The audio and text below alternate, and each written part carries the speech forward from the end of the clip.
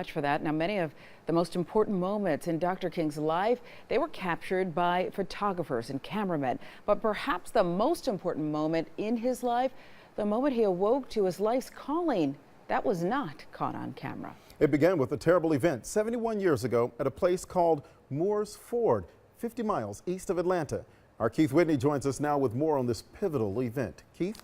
Yeah, you know, ISIS and the Taliban had nothing on the Klan when it came to terrorism during the time of Jim Crow. The Moore's Ford massacre was an example of that. There are details in those killings I won't tell you about because it's just so gruesome. But when a young Martin Luther King Jr. heard about it, it changed his life and ultimately America.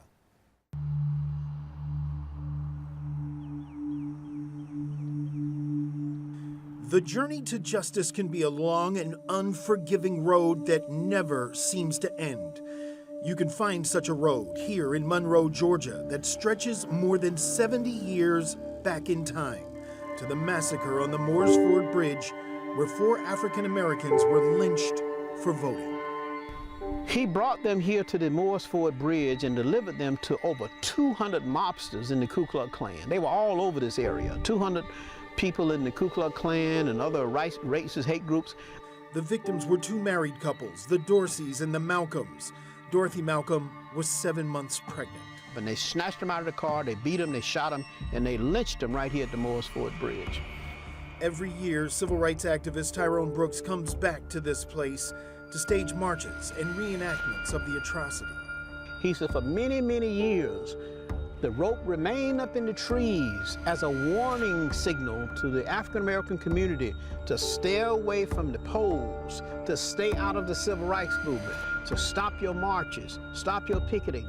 But the brutality had the opposite effect on a young college student at Morehouse. It was one of the most brutal, horrific stories of that era. It was the last open public mass lynching in America that remains unsolved.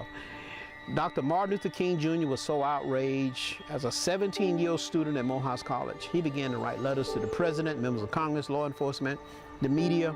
The president listened, but J. Edgar Hoover's FBI did little to find the truth.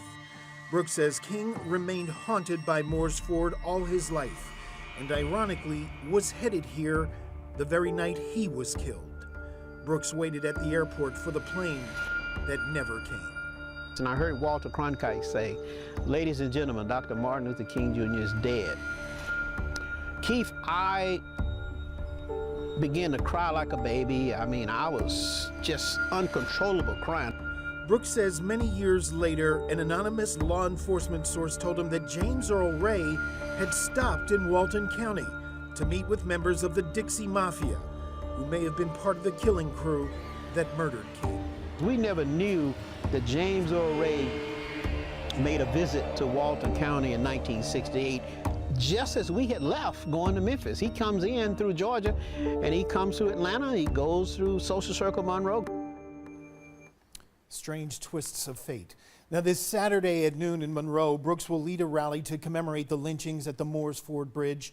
The old bridge, yeah, that's long gone, but the road is still there, long and straight to a sharp curve that still does not bend toward justice. Sharon?